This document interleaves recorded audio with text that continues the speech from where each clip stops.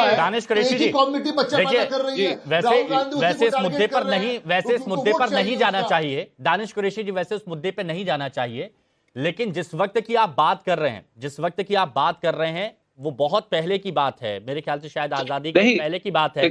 उस वक्त infant mortality rate कितनी होती थी, ये आपने देखा, 1000 में से करीबन 250 बच्चे मर जाया करते थे। अब मैं ये जानना चाहता हूं कि अभी प्रधानमंत्री नरेंद्र मोदी, उनके कितने बच्चे हैं, या फिर अमित शाह जिनका जिक्र किया गया, उनके, योगी और बाकियों के जिनकी बात की, अभी उनके कितने बच्चे हैं? अगर वर्तमान की अभी की बात करेंगे तो उससे कंपेयर करेंगे कि नहीं? जी, मैं जवाब दूं। देखिए, मैं ये कह रहा हूं कि आपने बात कही कि अब से पहले जो कुछ होता था, तो इतने सालों की बात मोदी जी जब प्रधानमंत्री जी जब कह रहे हैं, तो मैं ये कह रहा हूं कि अब मोदी जी के तो बच्चे नहीं हैं, लेकिन हमारे तो हैं। मैं मुसलमान भी हूं, तो मतलब क्या वो मुझे कह रहे हैं? और अगर वो मुझे कह रहे हैं, इसका मतलब ये निकलते आता है कि अगर वो मुझे कह रहे हैं, तो यकीन जानिए कि हम भी उन्हें ही कह रहे हैं कि आप 6 भाई बहनों के आप एक वो संतानों में से आपके अपने माता पिता की हैं, तो आप ये इस बात का जवाब देंगे। मैं ये कह रहा हूं कि पुराने दौर की बात और आपके दौर की बात में अंतर हो सकता है, लेकिन मैं एक बात आपसे पूछना चाहता हूं, अब आपने चूंकि मुद्दा उठाया है, इसलिए कुरैशी जी मैं इसमें नहीं आना चाहता था, लेकिन मैं पूछना चाहता हूं, आप बैरिस्टर असदुद्दीन ओवैसी साहब की बात करते हैं, उनके कितने बच्चे हैं बैरिस्टर साहब के? हाँ, उनकी बच्चियां हैं। सबसे छोटा बच्चा है उनका, एक लड़का है असदुद्दीन ओवैसी, बाकी उनकी बच्चियां हैं। बताइए। हाँ, तो वही तो मैं पूछ रहा हूँ कि तो ये तो बेहतर बात है, जिस तरह से बच्चियों का, सुनिए, जिस तरह से बच्चियों की पैदावार घटती जा रही है, मुझे लगता है कि सबसे सटीक मैसेज जो है बैरिस्टर असदुद्दीन ओवैसी साहब ने दिया है। वो आप भी जानिए ना, हम तो यही तो कह रहे हैं, वर्तमान में आप देखेंगे तो वो संदेश दे रहे हैं। सुनिए, हम यही तो कह रहे हैं ना कि आपके बच्चे नहीं है, तो आप इस तरह की भाषा का इस्तेमाल किसी और के परिजन के लिए करेंगे, तो ये तो अच्छी बात नहीं है। अगर आप चुनाव हार रहे हैं और देश की महिलाओं को डराने की कोशिश कर रहे हैं कि आपके मंगलसूत्र छीन लिए जाएंगे, उस पर घेराव किया जा रहा है। वर्तमान में जब यहां पर पूछा गया कि 5 हैं तो उस पर नहीं, वो तो एक मिसाल पेश कर रहे हैं। अब ये तो जब हम लोग डिबेट में रहते हैं, तो जो देखिए मुसलमानों में जो उदार हैं, वो तो मैं उनको देखा हूं, थोड़ी बहुत सुधार हो, लेकिन मेजॉरिटी लोगों का ये मानना है कि खुदा ने जितनी रूहें पैदा की हैं वो धरती पर आएंगी। साफ बोलते हैं कि अगर आप जनसंख्या नियंत्रण कानून बनाएंगे तो हम नहीं मानेंगे, टीवी डिबेट में बोलते हैं। तो इसको अब कोई बोल रहा है तो उसको खंडन करने से थोड़े, देखिए क्या है कि पार्टियां स्वीकार न करे, लेकिन धरातल पर जो आम लोग हैं वो अपने सामने सब कुछ देख रहे हैं। अब मैं कांग्रेस के, सुनिए, घोषणा पत्र की 2 पंक्ति पढ़ रहा हूं।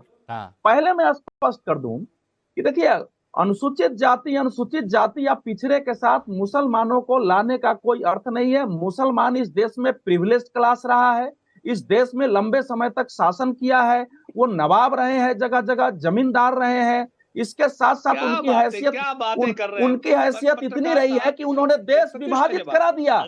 इन्हें मुसलमानों की हैसियत इतनी रही है कि उन्होंने देश का बंटवारा करा दिया। तो आप अल्पसंख्यक, आप जो है, आप आरक्षण से लेके बाकी अनुसूचित जाति, जनजाति, पिछड़े के अधिकार में से मुसलमानों को कैसे दे देंगे? मुसलमान प्रिविलेज्ड क्लास रहा है इस देश में।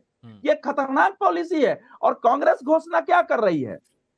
कांग्रेस यह सुनिश्चित करेगी कि प्रत्येक नागरिक की तरह अल्पसंख्यकों को भी पोशाक, भोजन, भाषा और व्यक्तिगत कानूनों की पसंद की स्वतंत्रता हो। आप सोचो, इस देश में क्या भोजन पर और पोशाक पर है, व्यक्तिगत कानून क्या है? और आगे देख लीजिए, पर्सनल लॉ में सुधार को बढ़ावा दिया जाएगा। ऐसा सुधार संबंधित समुदायों की भागीदारी और सहमति से किया जाएगा। क्या इस देश के मुसलमान कॉमन सिविल कोड के लिए तैयार हैं? पर्सनल लॉ का मतलब होता है शरीयत कानून। तो आप किसी से पूछेंगे तो जाहिर है वो थोड़े कहेगा कि हमको शरीयत कानून नहीं चाहिए। कुरैशी जी बताइए। तो ये साफ साफ शरीयत कानून को बनाए रखना है, कॉमन सिविल कोड। अब सुनिए। देखिए, सबसे पहले तो मैं आपको एक बात बता दूं कि आप आज की परिस्थिति की जो बात कर रहे हैं वो, और अब से पहले की परिस्थिति, देश में संविधान लागू नहीं था, उससे पहले जहालियत का दौर था, खून का बदला खून था। आपने मेरे किसी का कत्ल कर दिया तो मैं भी आपके किसी का कत्ल कर देता, ये जहालियत का कानून था। जब देश में संविधान लागू हुआ, सुनिए, अरे देखिए, आप सुनिए, इंटरप्ट मत करिए। जब देश में संविधान लागू हुआ तो देश में संविधान का कानून बन गया, और उसके मुताबिक आज 302 में 14 साल की सजा है। वो 14 साल की सजा आपके लिए भी है, मेरे लिए भी है। रह गई बात रिफॉर्म रिफॉर्म की, तो रिफॉर्म में कभी भी मुसलमानों ने किसी का विरोध नहीं किया, ना विरोध करेंगे। लेकिन सवाल यह है कि आप जबरदस्ती कानून बनाने की बात करेंगे, आप यूसीसी को आधार बनाकर आप सिखों के लिए स्पेशल जगह देंगे, आप नॉर्थ ईस्ट के राज्यों के लिए, ट्राइबल्स के लिए छुओ कर देंगे, फ्री कर देंगे, और सिर्फ मुसलमानों के लिए कानून बनाने की बात करेंगे। तो मैं ये कह दूं कि हम पहले दिन से कह रहे हैं कि हम असमानता के विरोधी हैं, हम समानता में मानने वाले लोग हैं। रह गई बात रिचुअल्स की और हमारे जो ट्रेडिशंस हैं इसकी, हमारे जो सोच है उससे अगर किसी को नुकसान होता है तो रिफॉर्म होना चाहिए, रिफॉर्म का प्रॉब्लम नहीं है। लेकिन रिफॉर्म के लिए आपको सिर्फ मुसलमानों से प्रॉब्लम है और आपकी राजनीति अगर मुसलमान विरोधी है तो मुझे लगता है कि ये तो हम चलने नहीं देंगे। बाकी इस देश में आईपीसी सीआरपीसी है ही, उसमें तो कोई मुसलमान ने विरोध नहीं किया। इसका तो आपने जवाब दिया, लेकिन एक मुद्दा अजय जी से मैं पूछना चाहता हूं, एक मुद्दा जो बार बार उठ रहा है पूर्व प्रधानमंत्री मनमोहन सिंह जी के बयान का।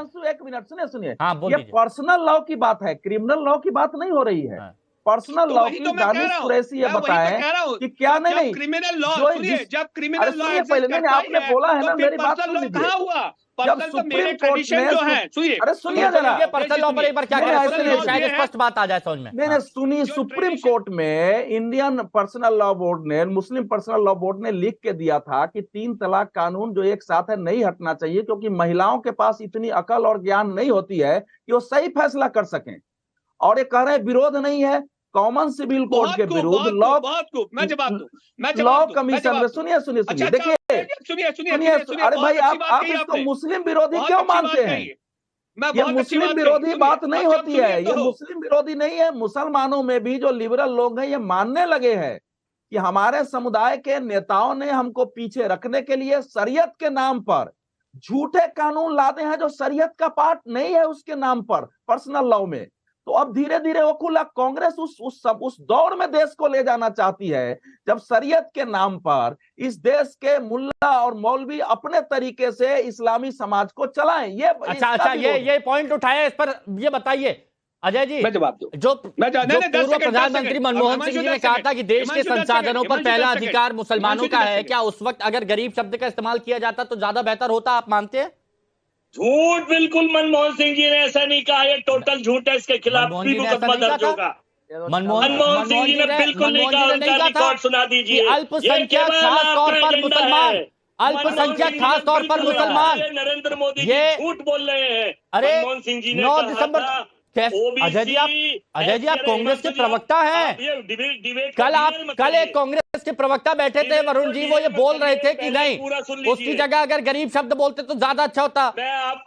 आपने कुछ और कांग्रेस का इतिहास पढ़ा है, उन्होंने कुछ और कांग्रेस का इतिहास पढ़ा है। मत करिए, सुन लीजिए, पूरा देश समझ रहा है। मनमोहन सिंह जी ने कहा था, क्या नहीं सुना आपने? नहीं सुना? ओबीसी एससी आपने नहीं सुना? ये देखिए, स्क्रीन देखिए, अरे स्क्रीन देखिए, अरे स्क्रीन देखिए ना, अरे सामने स्क्रीन देखिए। अरे भाई ये गलत कह रहे हैं, झूठ। ये क्या मौत है?